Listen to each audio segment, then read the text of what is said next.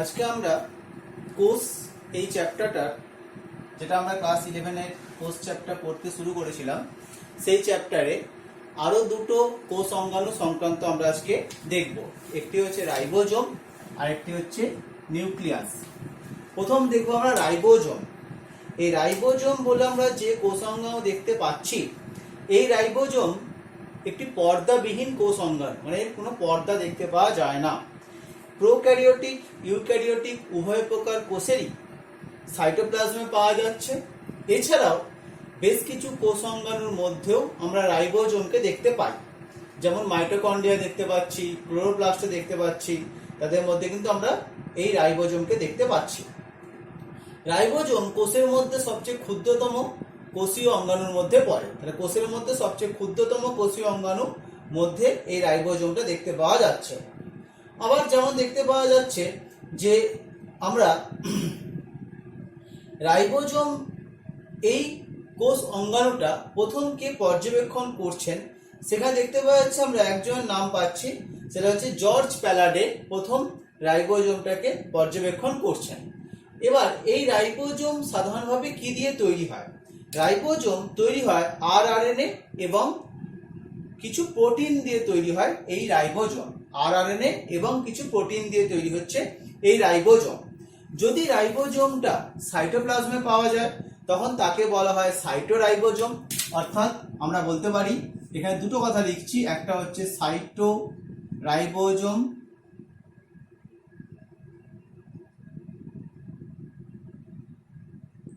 আর একটা হচ্ছে মাইটোরাইবোজোম। অর্থাৎ যদি মাইটোকন্ড্রিয়ার মধ্যে পাওয়া যায় তাকে বলা হয় মাইটোরাইবোজোম। আমরা অলরেডি মাইটোকন্ড্রিয়া পড়াশোনা দেখেছিলাম যে মাইটোরাইবোজোম বলে আমরা যে গঠনটা বললাম, সেই মাইটোরাইবোজোম সাধারণভাবে 55S প্রকৃতির বা কখনো কখনো 70S প্রকৃতির হয়ে থাকে। এরপর আমরা দেখব ইউক্যারিওটসের রাইবোজোমটা কি প্রকৃতির? 80S প্রকৃতির। তাহলে ইউক্যারিওটসের রাইবোজোম যে 80S প্রকৃতি বলা হচ্ছে, প্রোক্যারিওটসের যে 70S প্রকৃতি বলা হচ্ছে, এখানে 80Sটা আমরা দুটো অধ একক দেখতে পাই। এস কথাটার অর্থ হচ্ছে ভেদবার্গ ইউনিট, অর্থাৎ বিজ্ঞানী ভেদবার্গ প্রথম এই কথাটা তিনি বলেন, বা তিনি এইটার ভেদবার্গ ইউনিট বলতে কি বোঝানো হয়।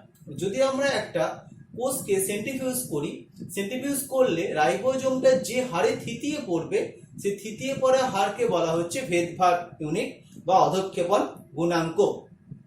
তাই দেখলাম ইউক্যারিওট কোষের মধ্যে রাইবোজোম কোথায় দেখতে পাওয়া যাচ্ছে বললাম, সাইটোপ্লাজমে পাওয়া যাচ্ছে। সাইটোপ্লাজমে যে রাইবোজোম পাওয়া যাবে সেটা হতে পারে ইআর এর গায়েতে, যে আমরা আরইআর পড়েছি। নিউক্লিয় পর্দার গায়েতে পাওয়া যাচ্ছে, নিউক্লিয় লাসের মধ্যে পাওয়া যাচ্ছে। এছাড়া কোষের মধ্যে বিক্ষিপ্তভাবে সাইটোপ্লাজমের মধ্যেও পাওয়া যাবে, যার দুটো অধ একক দেখতে পাওয়া যাচ্ছে, 60S এবং 40S। তাহলে 60S 40S যোগ করে 100S হচ্ছে, কিন্তু এখানে আমরা 80S লিখছি। কেন লিখছি? কারণ একটা রাইবোজোমের মধ্যে আর একটা রাইবোজোমের অধ একক, মানে উপরে একটা বড় অধ একক, তার মধ্যে ছোট অধ এককটা কিছুটা ঢুকে থাকছে, অর্থাৎ গ্রুপ বা খাঁজের মধ্যে ঢুকে থাকছে। তাই যখন দুজনে একসঙ্গে থাকছে, তখন যদি একসঙ্গে থিতিয়ে পড়ে, তখন সেই থিতিয়ে পড়া হারটা হচ্ছে 80S। কিন্তু যখন দুজন সেপারেট হয়ে যাচ্ছে, সেপারেট হওয়ার পর তাদের থিতিয়ে পড়া হারটা হয়ে যাচ্ছে 60S প্লাস 40S। এখানে একটা বিষয়, এই দুটো অধ একক সাধারণভাবে কোষের মধ্যে সেপারেটই থাকে। তাহলে এরা কখন একত্রিত হচ্ছে? এর কথা লেখা আছে 0.001 মোলার Mg++, অর্থাৎ এই ম্যাগনেসিয়াম আয়নের এই কনসেন্ট্রেশনে এই দুটি অধ একক এখানে কিন্তু একত্রিত হতে পারছে। তাহলে এই রাইবোজোমটা প্রোক্যারিওটদের ক্ষেত্রে কি হবে? 70S প্রকৃতি হচ্ছে, এবং প্রোক্যারিওটদের যে 70S প্রকৃতির রাইবোজোম, সেখানেও দুটো অধ একক দেখতে পাওয়া যাচ্ছে, 50S এবং 30S। তাহলে এরপর আমরা দেখব এই রাইবোজোম সাধারণভাবে কোথা থেকে উৎপন্ন হয়। প্রোক্যারিওটদের ক্ষেত্রে রাইবোজোমটা কোষের মধ্যেই হচ্ছে। ইউক্যারিওটদের ক্ষেত্রে রাইবোজোমে যে উৎপত্তি স্থল দেখতে পাওয়া যাচ্ছে সেটা হচ্ছে নিউক্লিয়াসের মধ্যে যে নিউক্লিওলাস দেখতে পাওয়া যায়,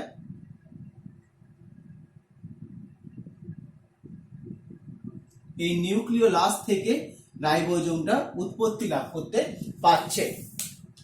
এবার আমরা এই 70S এবং 80S রাইবোজোমের মধ্যে আমি আগেই বললাম রাইবোজোম তৈরি হয় কি দিয়ে, আরএনএ মানে রাইবোজোমাল আরএনএ এবং কিছু প্রোটিন দিয়ে তৈরি হচ্ছে। তাহলে আমরা প্রথমে দেখব যে এই স্ট্রাকচারগুলোর মধ্যে কি কি আরএনএ পাওয়া যাচ্ছে, সেই ব্যাপারটা আমরা মেনলি এখানে দেখব যে কোন কোন আরএনএ এই রাইবোজোমের মধ্যে দেখতে পাওয়া যাচ্ছে। এখানে লেখা আছে 70S সাব ইউনিট যে আমরা বললাম প্রোক্যারিওটদের ক্ষেত্রে, তার মধ্যে আরএনএ এবং প্রোটিনের অনুপাতটা হচ্ছে 3:2। যদি ইউক্যারিওটসে দেখি 80S এর ক্ষেত্রে অনুপাতটা হয়ে যাচ্ছে 2:3। এর অনুপাতটা কিন্তু পুরোপুরি একদম রিভার্স দেখতে পাওয়া যাচ্ছে 70S এবং 80S এর মধ্যে। এরপর আমরা কি দেখব যে 50S 70S এর দুটো সাব ইউনিট 50S এবং 30S। 50S এর মধ্যে কি কি আরআরএনএ থাকে, 23S আরআরএনএ, 5S আরআরএনএ এবং এর সঙ্গে প্রায় 34টি প্রোটিন দেখতে পাওয়া যায়। 30S সাব ইউনিটের মধ্যে থাকে 16S আরআরএনএ এবং এর সঙ্গে 21টি প্রোটিন দেখতে পাওয়া যাচ্ছে। আমি এখানে প্রোটিনগুলো লিখিনি, প্রোটিনগুলো লিখে দিচ্ছি এখানে আমি।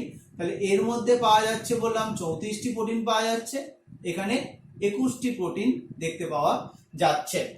এরপর যদি আমরা 80S সাব ইউনিট দেখি, যার 60S এবং 40S দুটো অধঃএকক দেখতে পাওয়া যাচ্ছে 80S রাইবোজোমটা, সেই 60S এর মধ্যে 28S আরআরএনএ, 5S আরআরএনএ এবং 5.8S আরআরএনএ, এই মোট 3 প্রকারের আরআরএনএ দেখতে পাওয়া যাচ্ছে। এবং এছাড়া আর কি পাওয়া যাচ্ছে, এর মধ্যে প্রায় 40টার মতো প্রোটিন দেখতে পাওয়া যাচ্ছে। আর 40S যে আরআরএনএ দেখতে পাওয়া যাচ্ছে তার মধ্যে 18S আরআরএনএ বা 18S আরআরএনএ এবং এখানেও 34টার মতো প্রোটিন দেখতে পাওয়া যাচ্ছে। তাহলে আমরা বিভিন্ন প্রকার প্রোক্যারিওট এবং ইউক্যারিওটদের রাইবোজোমে কি কি সাব ইউনিট সেগুলো দেখলাম। আমরা আগেই বললাম যে রাইবোজোমের দুটো সাব ইউনিট কিন্তু কোষের মধ্যে সাধারণ অবস্থায় ফ্রি থাকে, যখন সেগুলো প্রোটিন সংশ্লেষ হয়। রাইবোজোম কোষের মধ্যে প্রোটিন সংশ্লেষ করে বলে রাইবোজোমকে ইঞ্জিন অফ সেল কথাটা আমরা যোগ করি। কি বললাম, রাইবোজোম কারণ বলতে পারি ইঞ্জিন অফ সেল।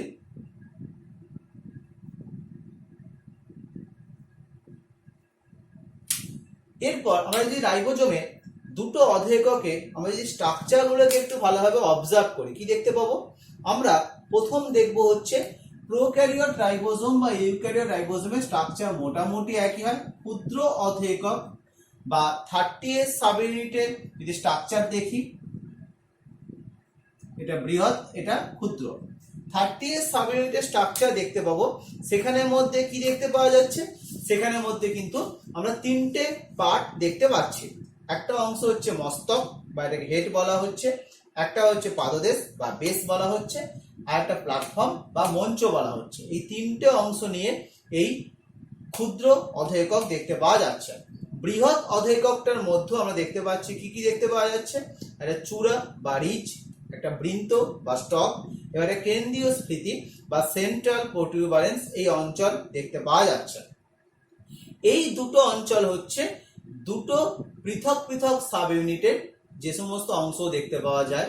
কিন্তু যখন প্রোটিন সংশ্লেষ হয় তখন আমরা এখানে ভিতরে যে লাল গঠনটা দেখিয়েছি, এটা হচ্ছে mRNA বা মেসেঞ্জার আরএনএ। তাহলে এই মেসেঞ্জার আরএনএর সাথে রাইবোজোমের ক্ষুদ্র এবং বৃহৎ অধঃএককগুলো পরস্পরের সঙ্গে যুক্ত হয় এবং যুক্ত হওয়ার মাধ্যমে সেখানে প্রোটিন সংশ্লেষ হয়। এই প্রোটিন সংশ্লেষটা হওয়ার সময় এখানে আমরা 3টে পৃথক পৃথক স্থান দেখতে পাবো। তাহলে একটা স্থানের নাম হচ্ছে এ সাইট, একটা পি সাইট, একটা ই সাইট। এই এ সাইট, পি সাইট, ই সাইট, এই বিষয়টা আমরা ক্লাস 12 এর ডিটেইলসে আসবো যে এ সাইট, পি সাইট, ই সাইট বিষয়টা কি বা কিভাবে হচ্ছে না হচ্ছে। আমি একটু শর্ট করে লিখছি। আমরা যেটা এ সাইট বললাম, সেই এ সাইটটার নাম হচ্ছে অ্যামাইনো অ্যাসাইল সাইট, অর্থাৎ প্রোটিন সংশ্লেষ সময় অ্যামাইনো অ্যাসিড গুলো এসে বসে এই অঞ্চলে, এই অঞ্চলে অ্যামাইনো অ্যাসিড বসে, তাই এটাকে অ্যাকসেপ্টার সাইটও বলা হয়। এরপর হচ্ছে পি সাইট। পি সাইট মানে হচ্ছে পেপটাইডিয়াল সাইট, অর্থাৎ পেপটাইড বন্ধনী তৈরি হচ্ছে। দুটি অ্যামাইনো অ্যাসিডের মধ্যে পেপটাইড বন্ধন তৈরি করছে কোথায়? পি সাইটে। আরেকটি বললাম ই সাইট অর্থাৎ এক্সিট সাইট। এক্সিট মানে অ্যামাইনো অ্যাসিডগুলোকে বহন করে নিয়ে আসছে টিআরএনএ। সেই টিআরএনএটা যখনই অ্যামাইনো অ্যাসিডগুলোর মধ্যে বন্ধন হয়ে যাচ্ছে তখন টিআরএনএ ই সাইড দিয়ে বেরিয়ে চলে যাচ্ছে। তাহলে এ সাইট, পি সাইট আর ই সাইট, এই তিনটে সাইড দেখতে পাওয়া যাচ্ছে যখন প্রোটিন সংশ্লেষ হচ্ছে, অর্থাৎ ক্ষুদ্র এবং বৃহৎ অধঃকগুলো যখন একসাথে যুক্ত হচ্ছে তখন আমরা এই তিনটে অঞ্চলকে আমরা দেখতে পাচ্ছি। তাহলে কি বললাম? রাইবোজোমের মধ্যে সাধারণভাবে আরএনএ পাওয়া যাচ্ছে এবং প্রোটিন পাওয়া যাচ্ছে। এছাড়াও বেশ কিছু ধাতব আয়ন, আগেই বললাম ম্যাগনেসিয়াম দেখতে পাওয়া যাচ্ছে। এছাড়াও কিন্তু ক্যালসিয়াম জাতীয় ধাতব আয়নও কিন্তু এই রাইবোজোমের গঠনের মধ্যে দেখতে পাওয়া যাচ্ছে।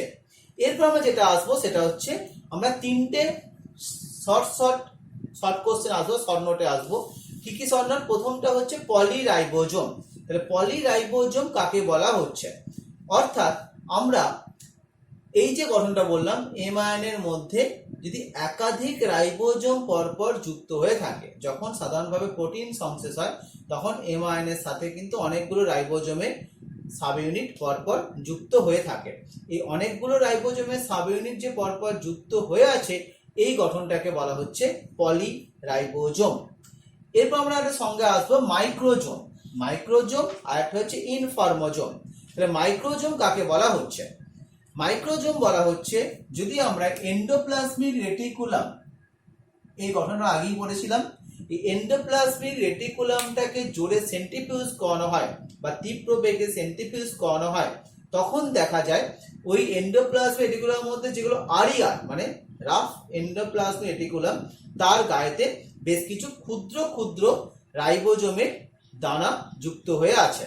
এবং এই ব্যাপারটাকে বিজ্ঞানী ক্লড প্রথম দেখছেন। তাহলে কোন বিজ্ঞানী দেখছেন বললাম? ক্লড প্রথম দেখছেন এবং তিনি এই মাইক্রোজোম নামটা উল্লেখ করছেন। আবার বলছি, যদি আমরা কোষকে জোরে সেন্ট্রিফিউজ করি তাহলে কোষের মধ্যে উপস্থিত ইয়ারটাকেও সেন্ট্রিফিউজ করা হবে। তাহলে ইয়ারটাকে তীব্র বেগে সেন্ট্রিফিউজ করলে ইয়ারের ক্ষুদ্র ক্ষুদ্র দানা তৈরি হবে এবং সেই ইয়ারের ক্ষুদ্র ক্ষুদ্র দানার মধ্যে যেগুলো আরিয়ার তার গায়েতে রাইবোজোম যুক্ত হয়ে থাকবে। সেই ক্ষুদ্র ক্ষুদ্র ইয়ার যার সাথে রাইবোজোম যুক্ত হয়ে আছে সেই গঠনটাকে বলা হচ্ছে কিন্তু আমরা এই মাইক্রোজোম বলা হচ্ছে। এটা বিজ্ঞানী ক্লড প্রথম পর্যবেক্ষণ করেন। তাই অনেক সময় রাইবোজোমকে ক্লডের দানাও বলা হয়। তাই অনেক সময় রাইবোজোমকে আমরা ক্লডের দানা কথাটাও যোগ করতে পারি। তাই রাইবোজোমের গায়ে কিন্তু পর্দা কিছু দেখতে পাচ্ছি না। রাইবোজোম হচ্ছে পর্দাবিহীন কোষ অঙ্গাণু। আমি কোষ পরামর্শেই বলেছিলাম যে রাইবোজোম এবং সেন্ট্রোজোম, রাইবোজোম দুটো কোষই পাওয়া যায়, প্রোক্যারিওট ইউক্যারিওট, আর সেন্ট্রোজোম কেবলমাত্র ইউক্যারিওট কোষে পাওয়া যাচ্ছে। কিন্তু এদের গায়েতে কোনো পর্দা দেখতে পাওয়া যাচ্ছে না, তাই এগুলো পর্দাবিহীন কোষ অঙ্গাণুর মধ্যে এই স্ট্রাকচারগুলো পড়ছে। আচ্ছা, এরপর আমরা কি আসবো? এরপর আমরা আসবো ইনফর্মোজোম বলে আরেকটা স্ট্রাকচারে। ইনফর্মোজোম মানে কি? ইনফরমেশন বিয়ার করছে। অর্থাৎ ইনফর্মোজোম মানে কি বলছি? সেটা ইনফরমেশন বহন করছে। কি ইনফরমেশন? প্রোটিন সংশ্লেষে ইনফরমেশন বহন করছে। তাহলে ইনফর্মোজোম কি দিয়ে তৈরি হচ্ছে? ইনফর্মোজোম তৈরি হচ্ছে হিস্টোন প্রোটিন প্লাস এমআরএনএ। তাহলে হিস্টোন প্রোটিন এবং এমআরএনএ সহযোগে গঠিত একটা কোষীয় অঙ্গাণু, যেটা নিউক্লিয়াস থেকে কোষের সাইটোপ্লাজমে বার্তা বহন করে নিয়ে আসছে যে কোন ধরনের প্রোটিন তৈরি হবে। কারণ আমরা জানি এমআরএনএ থেকেই প্রোটিন তৈরি হয়। তাহলে এমআরএনএ এবং তার চারধারে বেশ কিছু হিস্টোন প্রোটিন আবৃত হয়ে একটা 20S থেকে 200S আকারের একটা দানা তৈরি হচ্ছে। এই হিস্টোন প্রোটিন এবং এমআরএনএ যার ডায়ামিটার বললাম মোটামুটি 20S থেকে 200S, এই আকারে যে দানা তৈরি হচ্ছে তাকে বলা হচ্ছে ইনফর্মোজোম। তারপরে এই পুরো গঠনটা বললাম যে কোথায় কি দেখতে পাওয়া যাচ্ছে, কি কি পোর্শন না হচ্ছে, সেটা আমরা পুরো স্ট্রাকচারটা বললাম যে কিভাবে কি হচ্ছে না হচ্ছে। তারপর রাইবোজোমের গঠনটা আমরা দেখলাম। রাইবোজোমের প্রধান কাজ হচ্ছে প্রোটিন সংশ্লেষ করা, তাই রাইবোজোমকে প্রোটিন ফ্যাক্টরি বলা হচ্ছে। এবং এই রাইবোজোম কিন্তু স্নেহ পদার্থের বিপাকেও সাহায্য করে, আবার আরএনএ কে সঞ্চয় করতেও সাহায্য করতে পারছে। আমরা রাইবোজোমের পরবর্তী যে কোষীয় অঙ্গাণুটা পড়বো সেটা হচ্ছে নিউক্লিয়াস। আমরা এখানে নিউক্লিয়াসের একটা ছবি আমরা এঁকেছি এবং এই যে নিউক্লিয়াসের ছবিটা দেখতে পাওয়া যাচ্ছে, এই নিউক্লিয়াসের ছবি আমরা ক্লাস 7-8 থেকেই দেখছি যে নিউক্লিয়াসে আমরা স্ট্রাকচার দেখতে পাচ্ছি, নিউক্লিয়াস পোর্শনটা বলতে পারছি। তাহলে এই নিউক্লিয়াসের যে গঠন আমরা দেখব, সেই নিউক্লিয়াসের মধ্যে কি কি পাওয়া যায় না পাওয়া যায় সেই বিষয়গুলো আমরা দেখব। আমরা একটু আগে বললাম রাইবোজোম হচ্ছে সবচেয়ে ক্ষুদ্রতম কোষীয় অঙ্গাণু, নিউক্লিয়াসকে আমরা বলতে পারি সবচেয়ে বৃহত্তম কোষীয় অঙ্গাণু। তাহলে নিউক্লিয়াস এই কোষীয় অঙ্গাণুটা সবচেয়ে বৃহত্তম কোষীয় অঙ্গাণুর মধ্যে পড়ছে। তাহলে এই পয়েন্টটা লিখছি যে সর্ববৃহৎ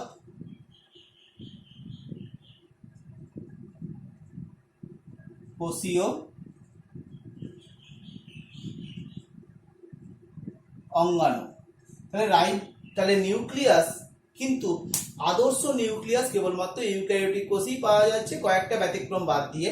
যেমন শিপনলে নিউক্লিয়াস পাওয়া যায় না, স্তন্যপায়ীদের পরিণত আরবিসির মধ্যে নিউক্লিয়াস পাওয়া যায় না, এরকম কয়েকটা বাদ দিলে কিন্তু নিউক্লিয়াস প্রায় সমস্ত প্রকার ইউক্যারিওটিক কোষেই পাওয়া যাচ্ছে। এবং কোষের বিপাকীয় কাজটা প্রধানত নিউক্লিয়াস নিয়ন্ত্রণ করছে, তাই নিউক্লিয়াসকে আমরা বলতে পারি নিউক্লিয়াস হচ্ছে কোষের মস্তিষ্ক, আমরা নিউক্লিয়াসকে বলতে পারছি। এরপর আমরা যেটা কোশ্চেন আসছি, নিউক্লিয়াস একাধিক থাকতে পারে একটা কোষের মধ্যে। এবার একাধিক নিউক্লিয়াস যদি উদ্ভিদ কোষে থাকে তখন তাকে বলা হবে সিনোসাইট। তাহলে একাধিক নিউক্লিয়াস যুক্ত উদ্ভিদ কোষকে বলা হবে সিনোসাইট, আর একাধিক নিউক্লিয়াস যুক্ত প্রাণী কোষকে বলা হবে সিনসাইটিয়াম। কি বললাম? একাধিক নিউক্লিয়াস যুক্ত উদ্ভিদ কোষকে বলা হবে সিনোসাইট, একাধিক নিউক্লিয়াস যুক্ত প্রাণী কোষকে বলা হবে সিনসাইটিয়াম। তাহলে সিনোসাইটের উদাহরণ কি হতে পারে? সিনোসাইটের উদাহরণ ভাউকেরিয়া, রাইজোপাস, এরকম কিছু। ভাউকেরিয়া হচ্ছে এক ধরনের শৈবাল, আবার রাইজোপাস এক ধরনের ছত্রাক, এদের মধ্যে সিনোসাইটিক কোষ দেখতে পাওয়া যায়। আবার এছাড়া আমরা সিনসাইটিয়াম দেখতে পাচ্ছি, আমাদের যে অস্থিপেশি দেখতে পাওয়া যায় সেই মানব দেহের অস্থিপেশির মধ্যে কিন্তু সিনসাইটিয়াম কোষ দেখতে পাওয়া যাচ্ছে। আবার কখনো এরকম দেখতে পাওয়া যায় এককোষী জীবদেহ, তার দেহে একের বেশি নিউক্লিয়াস দেখতে পাওয়া যাচ্ছে। যেমন আমরা ক্লাস 10-এ বিভিন্ন প্রকার প্রাণীর জনন চ্যাপ্টার পড়েছিলাম, সেখানে দেখেছিলাম যে প্যারামোসিয়াম বলে একটা জীবের নাম দেখেছিলাম, সেখানে দুটো নিউক্লিয়াস দেখতে পাওয়া যায়। ওপালিনা বলে একটা জীবের নাম দেখতে পাওয়া যায়, সেখানে কিন্তু অনেকগুলো নিউক্লিয়াস দেখতে পাওয়া যাচ্ছে। তাহলে নিউক্লিয়াসের আয়তনের সঙ্গে কোষের আয়তনের একটা সম্পর্ক আছে। যদি কোনো কারণে কোষের আয়তন খুব বেশি বেড়ে যায় তাহলে সেক্ষেত্রে কিন্তু আমরা কোষ বিভাজন চ্যাপ্টারে পড়েছি, হার্টউইক সূত্র বলে একটা সূত্র আছে, সেই সূত্র অনুযায়ী নিউক্লিয়াস এবং কোষের সাইটোপ্লাজমের আয়তনের ভারসাম্য নষ্ট হয়ে যায় এবং নষ্ট হয়ে গেলে তখন কিন্তু কোষটা কোষ বিভাজনে উদ্দীপ্ত হয়। তাহলে নিউক্লিয়াস, এই নিউক্লিয়াসটা প্রথম কে পর্যবেক্ষণ করছেন? তাহলে নিউক্লিয়াস পর্যবেক্ষণের সঙ্গে আমরা যদিও রবার্ট ব্রাউনের নাম দেখতে পাচ্ছি, কিন্তু লিউয়েনহুক প্রথম নিউক্লিয়াসটা দেখছেন লোহিত কণিকায়, কিন্তু নিউক্লিয়াসটা প্রপারলি পর্যবেক্ষণ করে ও নামকরণ করছেন বিজ্ঞানী রবার্ট ব্রাউন। আবার নিউক্লিয়াসের মধ্যে নিউক্লিওলাস, তাহলে রবার্ট ব্রাউন কি বললাম, প্রথম ভালোভাবে পর্যবেক্ষণ করছেন এবং নামকরণ করছেন। আর নিউক্লিয়াসের মধ্যে নিউক্লিওলাস বলে একটা গঠন পাওয়া যায়, এই স্ট্রাকচারটা প্রথম পর্যবেক্ষণ করছেন কে? বিজ্ঞানী ফন্টানা প্রথম এটা পর্যবেক্ষণ করছেন। তাহলে আমরা দেখলাম যে নিউক্লিয়াস এবং সেই নিউক্লিয়াসের বিষয়টা বললাম। আমরা এবার নিউক্লিয়াসের প্রথমে অংশগুলো দেখে নিই। আমরা নিউক্লিয়াসের 4টে অংশ এখানে লিখেছি, এই 4টে অংশ সম্বন্ধে আমরা আগে দেখব যে 4টে অংশ কোথায় কোথায় কি কি পাওয়া যায় না পাওয়া যায়। এই 4টে অংশের মধ্যে প্রথম যেটা পড়ছে সেটা হচ্ছে নিউক্লিয় পর্দা, 2 নিউক্লিয় প্লাজম, 3 নিউক্লিয় জালিকা, আর 4 হচ্ছে নিউক্লিওলাস। প্রথম দেখবো আমরা নিউক্লিয় পর্দা। তাহলে নিউক্লিয় পর্দা আমরা আগেই বললাম নিউক্লিয়াস শুধুমাত্র ইউক্যারিওটিক কোষেই পাওয়া যাচ্ছে। তাহলে কোষ বিভাজন চ্যাপ্টার দেখেছি যে ক্যারিওকাইনেসিস প্রক্রিয়ায় নিউক্লিয়াসে বিভাজন হয়। তাহলে একটা নিউক্লিয়াস থেকে আরেকটা নিউক্লিয়াস সৃষ্টি হবে কিন্তু বিভাজনের মাধ্যমে। এবার প্রশ্ন আসতে পারে আদর্শ নিউক্লিয়াস কিভাবে সৃষ্টি হলো? তাহলে এই সৃষ্টিটা কিন্তু অভিব্যক্তির মাধ্যমে হয়েছে, অর্থাৎ আদর্শ নিউক্লিয়াস সৃষ্টি হয়েছে আদি নিউক্লিয়াস থেকে, ব্যাকটেরিয়া কোষের যে আদি নিউক্লিয়াস দেখতে পাওয়া যায় সেখান থেকে আস্তে আস্তে আদর্শ নিউক্লিয়াস সৃষ্টি হয়েছে। আচ্ছা, এরপর আমরা দেখব এই নিউক্লিয়াসের আমরা গোলাকার আকার একটা দেখলেও এই নিউক্লিয়াসে কিন্তু তাদের আমরা কি কি গঠন দেখতে পাচ্ছি। তাহলে একটা নিউক্লিয়াসের মধ্যে 4টে গঠন দেখতে পাওয়া যায়, আগেই বললাম। প্রথম আসবো আমরা নিউক্লিয় পর্দা। তাহলে নিউক্লিয় পর্দা দেখতে পাচ্ছি দুটো পর্দা দিয়ে তৈরি, অর্থাৎ দ্বিপর্দা যুক্ত একটা গঠন, সেই গঠনটা হচ্ছে নিউক্লিয় পর্দা। এবার দ্বিপর্দা গঠনটার মধ্যে যে প্রত্যেকটা একক পর্দা দেখতে পাওয়া যায়, নিউক্লিয়াসের যে প্রত্যেকটা একক পর্দা দেখতে পাওয়া যাচ্ছে, সেই প্রত্যেকটা একক পর্দা সাধারণভাবে 60 থেকে 70 অ্যাংস্ট্রম পুরু হচ্ছে, অর্থাৎ প্রত্যেকটা একক পর্দা কিন্তু 60 থেকে 70 অ্যাংস্ট্রম পুরু দেখতে পাওয়া যাচ্ছে। বাইরের পর্দাকে বলা হচ্ছে বহিঃপর্দা বা একটোক্যারিওথিকা, ভেতরের পর্দাকে বলা হচ্ছে অন্তঃপর্দা বা এন্ডোক্যারিওথিকা। এই দুটো পর্দার মাঝখানে একটা গ্যাপ দেখতে পাওয়া যাচ্ছে, যে গ্যাপটার নাম কি দেওয়া হচ্ছে? গ্যাপটার নাম দেওয়া হচ্ছে পেরিনিউক্লিয়ার স্থান। তাহলে এই গ্যাপটার নাম দেওয়া হচ্ছে পেরিনিউক্লিয়ার স্থান। এই পেরিনিউক্লিয়ার স্থানটা মোটামুটি দেখতে পাওয়া যাচ্ছে কখনো কখনো 100 অ্যাংস্ট্রম মতো চওড়া হয়, আবার কখনো কখনো 700 অ্যাংস্ট্রম মতো চওড়া দেখতে পাওয়া যাচ্ছে। এরপর দেখছি আমরা এই নিউক্লিয় পর্দার নিচে আমরা কিছু কালো কালো ধরনের তন্তুর মতো স্ট্রাকচার দেখতে পাচ্ছি। এগুলো আসলে হচ্ছে ল্যামিন প্রোটিন, অর্থাৎ এই নিউক্লিয় পর্দার নিচের দিকে আমরা বেশ কিছু ল্যামিন প্রোটিন দেখতে পাচ্ছি। ল্যামিন এ, ল্যামিন বি, ল্যামিন সি, যে নিউক্লিয়ার ল্যামিন কথা লেখা আছে, এইগুলো হচ্ছে নিউক্লিয় পর্দার স্থায়িত্বকে বজায় রাখতে সাহায্য করছে। আবার আমরা দেখতে পাবো নিউক্লিয় পর্দার বাইরের দিকে বেশ কিছু ধরনের রাইবোজোমের দানা দেখতে পাওয়া যাচ্ছে, এই যে পয়েন্ট করা আছে, তাহলে এগুলো হচ্ছে রাইবোজোমের দানা। যে রাইবোজোমের দানাগুলো কিন্তু নিউক্লিয় পর্দার সঙ্গে সংলগ্ন থাকবে। একটু আগেই পড়ালাম রাইবোজোম, সেখানে দেখলাম যে নিউক্লিয় পর্দার সঙ্গে রাইবোজোমটা সংলগ্ন আছে। এবার আমরা দেখব নিউক্লিয় পর্দার গঠনটা কি একদম সম্পূর্ণ না মাঝে মাঝে কিছু গ্যাপ আছে। ছবিতে দেখতে পাওয়া যাচ্ছে নিউক্লিয় পর্দার মাঝে মাঝে গ্যাপ দেখতে পাওয়া যাচ্ছে। এই গ্যাপগুলোকে কি বলা হচ্ছে?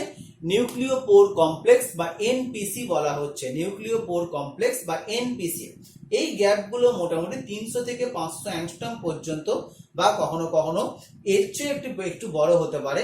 এবং মোটামুটি দেখতে পাওয়া যাচ্ছে যে 1000 থেকে 1200 অ্যাংস্ট্রমের গ্যাপে গ্যাপে, মানে এই গ্যাপটা হচ্ছে দুটো পর্দার মাঝে, দুটো ছিদ্রের মাঝের যে গ্যাপটা, সেটা 1000 থেকে 1200 অ্যাংস্ট্রমের মতো এই গ্যাপটা দেখতে পাওয়া যাচ্ছে। তাহলে নিউক্লিয় পর্দায় ছিদ্র থাকার প্রয়োজনটা হচ্ছে কেন? আমরা কোষের মধ্যে 3টে প্রধান কাজকে দেখব। একটা হচ্ছে ডিএনএ থেকে ডিএনএ, যাকে বলা হয় রেপ্লিকেশন। একটা হচ্ছে ডিএনএ থেকে আরএনএ, যাকে বলা হয় ট্রান্সক্রিপশন। আর একটা হচ্ছে আরএনএ থেকে প্রোটিন, যাকে বলা হয় ট্রান্সলেশন। এই ডিএনএ থেকে ডিএনএ রেপ্লিকেশন, ডিএনএ থেকে আরএনএ ট্রান্সক্রিপশন, এই দুটো ঘটনা নিউক্লিয়াসের মধ্যে হয়। কিন্তু আরএনএ থেকে প্রোটিন ঘটনাটা হচ্ছে কোথায়? কোষের সাইটোপ্লাজমে। তাহলে রাইবোজোম তৈরি হচ্ছে, আগেই বললাম রাইবোজোম তৈরি হচ্ছে নিউক্লিওলাসের মধ্যে, আরএনএ তৈরি হচ্ছে নিউক্লিওলাসের মধ্যে, কিন্তু তাকে কোষ থেকে বাইরে বেরিয়ে আসতে হচ্ছে সাইটোপ্লাজমে। সাইটোপ্লাজমে এসে সেটা প্রোটিন তৈরি করতে পারছে। তাহলে আমরা বলতে পারি যে প্রোটিন তৈরি হচ্ছে কোথায়? নিউক্লিয়াসের বাইরে, কোষের সাইটোপ্লাজমে। তাহলে আরএনএ কে এই নিউক্লিয়াস থেকে বাইরে বেরিয়ে আসতে হবে। রাইবোজোমকে এই যে লাল পাড়া গঠন দেখানো হয়েছে নিউক্লিওলাস, সেই নিউক্লিওলাসে তৈরি হওয়ার পর তাকেও বাইরে বেরিয়ে আসতে হবে। এই বাইরে বেরিয়ে আসার জন্য কিছু পর্দায় ছিদ্র থাকতে হবে। আবার বেশ কিছু পদার্থ কোষের সাইটোপ্লাজম থেকে নিউক্লিয়াসের মধ্যে প্রবেশ করে। যেমন আমরা বেশ কিছু উৎসেচক দেখতে পাবো, যে উৎসেচকগুলো তৈরি হয় কোথায়? তৈরি হয় সাইটোপ্লাজমের মধ্যে, এবং তারপর সেগুলো কিন্তু নিউক্লিয়াসের মধ্যে প্রবেশ করে এই আমাদের নিউক্লিয়াসের কাজকর্মটাকে নিয়ন্ত্রণ করতে পারছে। অর্থাৎ উৎসেচক মানে প্রোটিন দিয়ে তৈরি উৎসেচক, সেই উৎসেচকগুলো কিন্তু রেপ্লিকেশন বা ট্রান্সক্রিপশনকে নিয়ন্ত্রণ করতে পারছে। এইভাবে কিন্তু দুটোর মধ্যে ভারসাম্য দেখতে পাওয়া যাচ্ছে এই ছিদ্রের মাধ্যমে। এরপর এই নিউক্লিয় ছিদ্রটা কিন্তু গঠনের জটিল গঠন, খুব সিম্পল গঠন নয়। আমি এখানে কিছু কিছু স্ট্রাকচার দেখিয়েছি, যে মাঝখানে একটা কেন্দ্রীয় ছিদ্র মতো আছে, বাইরের দিকে কিছু সাইটোপ্লাজমিক তন্তু স্ট্রাকচার আছে, এটা নিউক্লিয় পর্দা স্ট্রাকচার, এখানে নিউক্লিয় বাস্কেট বলে স্ট্রাকচার দেখতে পাওয়া যায়, ঝুড়ির মতো স্ট্রাকচার, এবং এখানে দেখো এই যে লম্বা লম্বা স্পোকের মতো স্ট্রাকচার দেখতে পাওয়া যাচ্ছে, এরকম প্রায় 8টার মতো স্পোক এখানে দেখতে পাওয়া যাচ্ছে। তাহলে এখানে আমরা এই যে অংশগুলো বললাম, এই নিউক্লিয় পর্দা বা কেন্দ্রীয় যে ছিদ্র দেখতে পাওয়া যাচ্ছে নিউক্লিয় পর্দার মাঝে, এই ছিদ্রটাকে বেষ্টন করে যে গঠন দেখতে পাওয়া যায় তাকে বলা হচ্ছে অ্যানিউলি স্ট্রাকচারটা বলা হচ্ছে। তাহলে নিউক্লিয় রন্ধ্র তার প্রধান 4টে গঠন দেখতে পাওয়া যায়, একটা মধ্যচ্ছদা বা ডায়াফ্রাম, একটা পর্দা, একটা ফ্ল্যাগ এবং একটা অ্যানিউলি। তাহলে এই অ্যানিউলি গুলো হলো কি, তাহলে অ্যানিউলাস হলো ছিদ্রকে বেষ্টন করে থাকা চাকার মতো অংশ বিশেষ, এই ছিদ্রকে বেষ্টন করে থাকা চাকার মতো অংশ বিশেষকে বলা হয় অ্যানিউলি। এবার এখানে ছবিতে সবকটা গঠন দেখতে পাওয়া যাচ্ছে না, কারণ ছবিটাকে আমরা সিম্পল ছবি এঁকেছি, এটা ইলেকট্রন মাইক্রোস্কোপ ছবি দেখলে তবে আমরা এই গঠনগুলো দেখতে পাবো। তাহলে এইভাবে আমরা নিউক্লিয় পোর কমপ্লেক্স দেখতে পেলাম, যার মাধ্যমে নিউক্লিয়াস এবং সাইটোপ্লাজমের মধ্যে বিভিন্ন জিনিসপত্রের আদান প্রদান সম্ভবটা হচ্ছে। নিউক্লিয় পর্দা কিন্তু কি দিয়ে তৈরি হচ্ছে, পিএলপি লেয়ার দিয়ে, প্রোটিন লিপিড প্রোটিন দিয়ে তৈরি হচ্ছে। যেভাবে কোষ পর্দা তৈরি হচ্ছে সেভাবে কিন্তু এই নিউক্লিয় পর্দাও তৈরি হচ্ছে। এরপর আসছে নিউক্লিয় প্লাজম, যাকে নিউক্লিয় প্লাজম বলা হয়, নিউক্লিয় রস বলা হয়, বা একে ক্যারিওলিম্ফ কথাটা বলা হয়।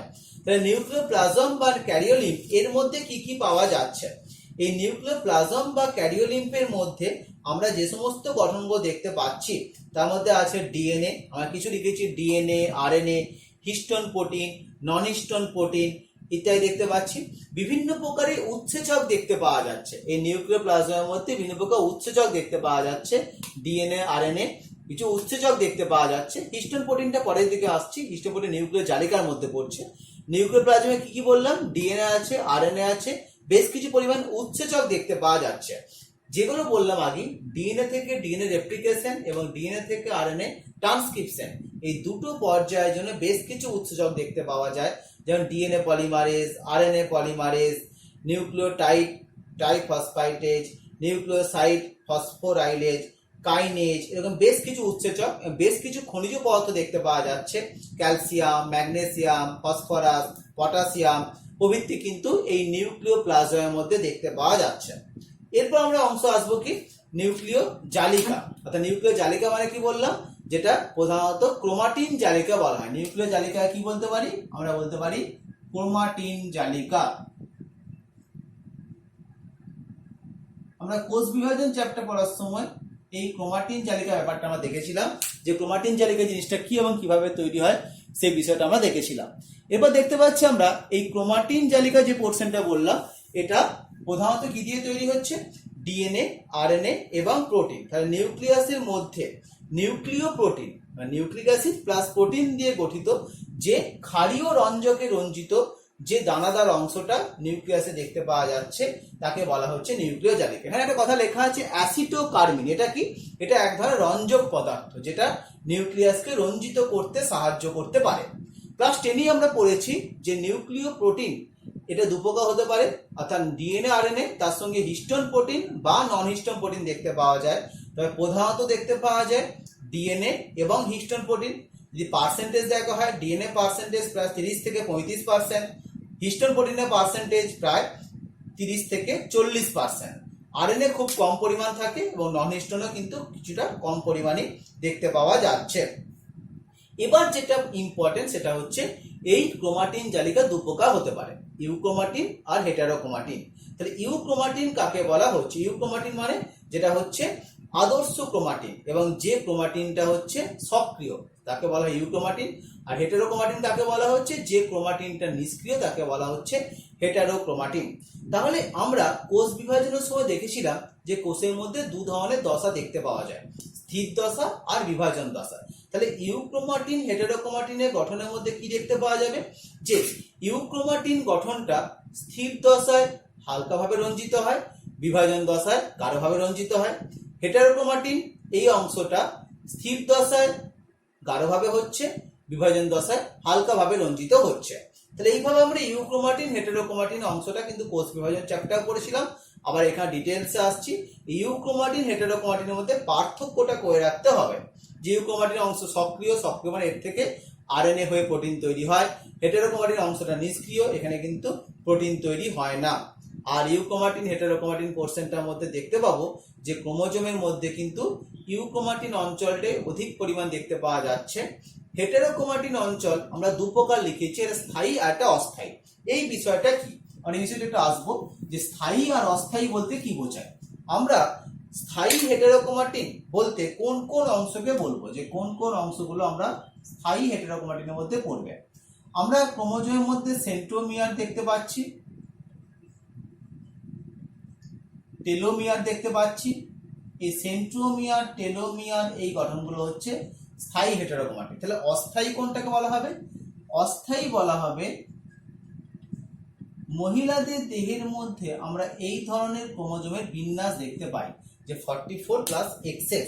দেখেন দুটো এক্স ক্রোমোজোম আছে, দুটো এক্স ক্রোমোজোমের মধ্যে একটা এক্স ক্রোমোজোম কিন্তু হেটারোক্রোমাটিন আর একটা এক্স ক্রোমোজোম ইউক্রোমাটিন।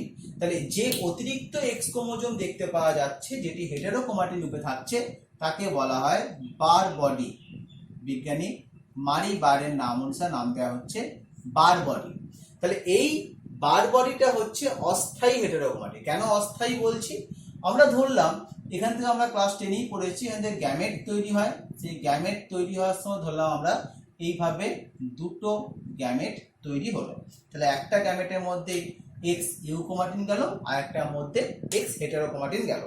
এবার আমরা ধরলাম এই মহিলার সঙ্গে যে পুরুষের বিবাহ হয়েছে সেই পুরুষটাকে আমরা এভাবে লিখছি যে 44 প্লাস XY। তাহলে এই 44 প্লাস XY থেকেও দুটো গ্যামেট তৈরি হবে, 22 প্লাস Y, 22 প্লাস X। তাহলে এবার ধরলাম এই স্পার্ম মেল গ্যামেটের সঙ্গে এই ফিমেল গ্যামেটটা ফার্টিলাইজ বা নিষেক প্রক্রিয়া সম্পন্ন করলো। তাহলে এখানে কি হবে? এখানে যেটা দেখতে পাওয়া যাবে যে যে পুত্র সন্তানটি উৎপন্ন হলো তার মধ্যে এই হেটারোক্রোমাটিনটা চলে এলো, আবার তার সঙ্গে সঙ্গে ওয়াই ক্রোমোজোমটা চলে এলো। ওয়াই ক্রোমোজোমের জন্য তার মধ্যে মেল ক্যারেক্টারিস্টিক প্রকাশ পাবে, কিন্তু এক্স ক্রোমোজোমটাও কিন্তু পুরুষের দেহে প্রয়োজন। তাহলে এক্স ক্রোমোজোম যদি হেটারোক্রোমাটিন রূপে থেকে যায় তাহলে সমস্যা হবে। তখন কি হবে? তখন ওই এক্স ক্রোমোজোমটা হয়ে যাবে ইউক্রোমাটিন। তাহলে ছিল হেটারোক্রোমাটিন, হয়ে গেল ইউক্রোমাটিন।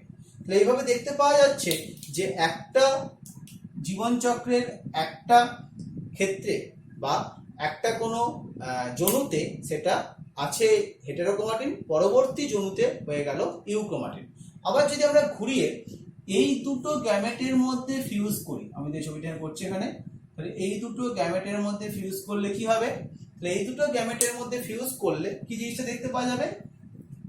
দেখতে পাই জিনিসটা যেখানে কিন্তু যখন গ্যামেটগুলো তৈরি হলো তখন গ্যামেটগুলো ফিউজ হলো তখন সেখানে কিন্তু 44 প্লাস XX এই গ্যামেটটা এই জাইগোটটা তৈরি হলো। তাহলে 44 প্লাস XX এই যে জাইগোটটা তৈরি হচ্ছে, এই জাইগোটে দুটোই কিন্তু গ্যামেটের মধ্যে ইউক্রোমাটিন এক্স ক্রোমোজোম এসে যুক্ত হয়েছে, কিন্তু দুটো ইউক্রোমাটিন এক্স ক্রোমোজোম একসঙ্গে একটা কোনো জীবের দেহে থাকবে না, তাদের মধ্যে যে কোনো একটি কিন্তু হেটারোক্রোমাটিন হয়ে যাবে। কোনটি হবে নির্দিষ্ট কিছু নয়, কিন্তু যে কোনো একটি কিন্তু হয়ে যাবে। তাহলে এই ব্যাপারটা দেখতে পাওয়া যাচ্ছে। তাই আমরা এই মহিলাদের দেহের ক্ষেত্রে যে অতিরিক্ত এক্স ক্রোমোজোম দেখতে পাওয়া যাচ্ছে সেই এক্স ক্রোমোজোমটাকে বলা হচ্ছে কিন্তু অস্থায়ী হেটারোক্রোমাটিনের মধ্যে পড়ছে। এরপর আমরা নিউক্লিওলাস, যেটা নিউক্লিয়াসের মধ্যে অপেক্ষাকৃত ঘন অংশ, সেই নিউক্লিওলাসের গঠনটা আমরা আসব। আমরা কি দেখতে পাচ্ছি? এই নিউক্লিওলাস বলে যে গঠনটা দেখতে পাওয়া যাচ্ছে তার কিন্তু কোনো পর্দা থাকে না। এটা কিন্তু খুব ইম্পর্টেন্ট। আমরা অনেক সময় ছবি আঁকার সময় নিউক্লিওলাসের চারধারে একটা পর্দার মতো করে দিই, সেটা কিন্তু করা যাবে না। নিউক্লিওলাসের মধ্যে কোনো পর্দা থাকে না। এই নিউক্লিওলাসটা কিভাবে তৈরি হয়?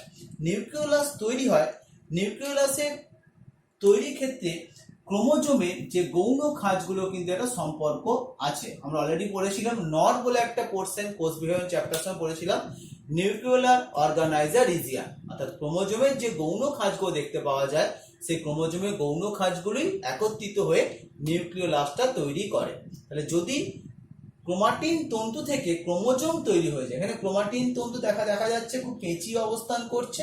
এই ক্রোমাটিন তন্তু পেঁচিয়ে অবস্থানকালে তার কিন্তু তার সেকেন্ডারি কনস্ট্রিকশন বা গৌণ খাঁজগুলো একত্রিত হয়ে নিউক্লিওলাস তৈরি করেছে। যদি ক্রোমাটিন তন্তুগুলো আস্তে আস্তে জল বিয়োজন করতে করতে ক্রোমোজোমে রূপান্তরিত হয়ে যায়, তখন কিন্তু আর এই গৌণ খাঁজগুলো একসাথে থাকতে পারে না। তাই আমরা দেখেছি কোষ বিভাজনের সময় যখন ক্রোমাটিন থেকে ক্রোমোজোম তৈরি হয়, তখন নিউক্লিওলাসটা প্রোফেজ দশায় আস্তে আস্তে অবলুপ্ত হয়ে যাচ্ছে। তাই নিউক্লিওলাস এর কিন্তু কোনো পর্দা থাকে না। এবার এই নিউক্লিওলাসের মধ্যে চারটে অঞ্চল দেখতে পাবো। একটা হচ্ছে অনিয়তাকার অঞ্চল, একটা দানাদার অঞ্চল, একটা সূত্রাকার অঞ্চল, একটা ক্রোমাটিন অঞ্চল। এখানে পয়েন্ট করা আছে, এই বাইরের অংশটা হচ্ছে অনিয়তাকার অঞ্চল, ভিতরের দিকে দানা দানা অংশগুলো দানাদার অঞ্চল, সূত্রাকার অঞ্চল এই যে ভিতরে দেখতে পাওয়া যাচ্ছে সূত্রাকার অঞ্চল, আর ক্রোমাটিন অঞ্চল হচ্ছে অন্তঃনিউক্লিয়ার ক্রোমাটিন, ভিতরে ঢুকে গেছে, আর পেরি নিউক্লিয়ার ক্রোমাটিন যেগুলো বাইরের দিকে দেখতে পাওয়া যাচ্ছে। তাহলে বিষয়গুলো কি, এই যে অনিয়তাকার অঞ্চল বললাম, এটা সমসত্ব ধাত্র বিশেষ, এটা সাধারণভাবে কিছু প্রোটিন দিয়ে তৈরি হয়। দানাদার যে অঞ্চল দেখতে পাওয়া যাচ্ছে, এই দানাগুলো সাধারণভাবে 150 থেকে 200 অ্যাংস্ট্রম মতো একটা চওড়া দানা দেখতে পাওয়া যাচ্ছে, এবং দানাগুলো এই নিউক্লিওলাসের মধ্যে বিক্ষিপ্তভাবে ছড়িয়ে থাকছে। এই দানাগুলোর মধ্যে কি কি দেখতে পাওয়া যায়, এই দানাগুলো তৈরি হয় প্রোটিন আর আরএনএ দিয়ে তৈরি হয়। তা কি বললাম, এই দানাগুলো তৈরি হচ্ছে কি দিয়ে, দানাগুলো তৈরি হচ্ছে প্রোটিন এবং আরএনএ দিয়ে। এই দানাগুলো তৈরি দেখতে পাওয়া যাচ্ছে প্রোটিন ইসটু আরএনএ। প্রোটিন আর আরএনএ এই দুটো যে উপাদান দেখতে পাওয়া যাচ্ছে, এরা 2:1 এই অনুপাতে দেখতে পাওয়া যাচ্ছে। এই দানাদার অঞ্চলের মধ্যে কি দেখতে পাওয়া যাচ্ছে, কিছু সূত্রাকার অঞ্চলের ভেতরে দেখতে পাওয়া যাচ্ছে, যেগুলো বললাম সূত্রাকার অঞ্চলগুলো আসলে কি দিয়ে তৈরি হয়, এরাও কিন্তু বেশ কিছু প্রোটিন এবং আরএনএ দিয়ে তৈরি হচ্ছে, এবং মনে করা হয় সূত্রাকার অঞ্চলগুলি কিছু দানাদার অঞ্চল তৈরি করতে সাহায্য করে। আর ক্রোমাটিন অঞ্চল, যেটা আসলে কিন্তু ক্রোমাটিন জালিকারী অংশ, সেই ক্রোমাটিন অঞ্চলটাও দুটো ভাগ দিয়ে তৈরি হচ্ছে। একটা বললাম অন্তঃনিউক্লিয়ার ক্রোমাটিন, একটা বলা হলো অন্তঃনিউক্লিয়ার ক্রোমাটিন, আর একটা হচ্ছে পেরিনিউক্লিয়ার ক্রোমাটিন। অর্থাৎ যদি পরিধির দিকে থাকে তখন তাকে বলা পেরিনিউক্লিয়ার, আর যদি ভিতরের দিকে প্রবেশ করে যায় তখন তাকে নাম দেওয়া হবে অন্তঃনিউক্লিয়ার ক্রোমাটিন। তাহলে এই নিউক্লিয়াসের কাজ কি, নিউক্লিয়াসের কাজ হচ্ছে কিন্তু রাইবোজোম সংশ্লেষ করতে সাহায্য করা, এবং বেশ কিছু প্রোটিন সংশ্লেষে সাহায্য করতে পারছে। তাহলে এই নিউক্লিওলাসের কিন্তু প্রধান কাজ হচ্ছে রাইবোজোম সংশ্লেষ করতে সাহায্য করা। তাহলে আমরা নিউক্লিয় জালিকার কাজ কি দেখলাম, ডিএনএ আরএনএ দেখতে পাওয়া যাচ্ছে, ডিএনএ মাধ্যমে সে জিনগত বার্তা বহন করছে। নিউক্লিয় পর্দার কাজটা আগেই ব্যাখ্যা করেছি। আর নিউক্লিয় প্লাজমের মধ্যে পুরো গঠনটা একটা স্থায়িত্ব পেতে পারছে, বা পুরো গঠনটা একটা সাপোর্টিং স্ট্রাকচার হিসেবে এই নিউক্লিয় প্লাজমটা করতে পারছে। ওভারঅল ভাবে নিউক্লিয়াসের কি কাজ দেখতে পাওয়া যাচ্ছে, নিউক্লিয়াস কোষের মস্তিষ্ক বলা হচ্ছে, কোষের যাবতীয় জিনগত কাজ, যাবতীয় বিপাকীয় কাজ কিন্তু এই নিউক্লিয়াসটাই নিয়ন্ত্রণ করতে পারছে। তাহলে আমরা আজকে এই নিউক্লিয়াস এবং রাইবোজোম এই দুটো কোষ অঙ্গাণুর ডিটেলস গঠন আমরা দেখলাম, এবং কিভাবে কি হয় সেটা আমরা আজকে পড়লাম।